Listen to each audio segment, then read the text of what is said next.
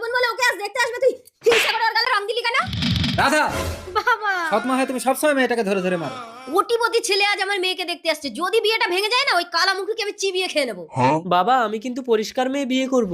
ঠিক আছে নয়ন, এ কি, আপনার ছেলে কি অন্ধ নাকি? মা, আমি এই অন্ধ ছেলেকে কিন্তু বিয়ে করতে পারবো না। ও নিয়ে কোনো চাপ নেই। নয়ন এই কোটিপতি রতন বসের একমাত্র ছেলে। এই সর এখান থেকে। তুলি, ছোট মেয়ে যদি না অন্ধ ছেলেকে বিয়ে করে, তোমার বড় মেয়েকে দিয়ে দাও। কিন্তু এ মেয়ে তো কালো।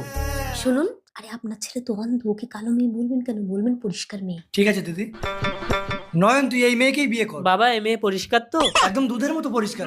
দিদি তাহলে আগামী সোমবার বিয়ে। এ নয়ন চল। সোমবারে? আরে এদিকে। টাটা। রাধা, তোমার ছোট মেয়ে যখন অন্ধ ছেলেকে বিয়ে করতে পারবে না, তাহলে আমার কালিও অন্ধ ছেলেকে বিয়ে করবে না। না বাবা, আমি বিয়ে করব। কালি? হ্যাঁ বাবা, আমি ওকে দৃষ্টিদান করতে যাচ্ছি। দৃষ্টিদান? কালি, মা তুই একটা অন্ধ ছেলেকে বিয়ে করার জন্য নিজের চোখ দুটো দান করে দিলি? বাবা, যে আমার স্বামী হবে তাকে আমি সবকিছু দিয়ে সুখী করতে চাই। বাবা যে আমাকে দুটো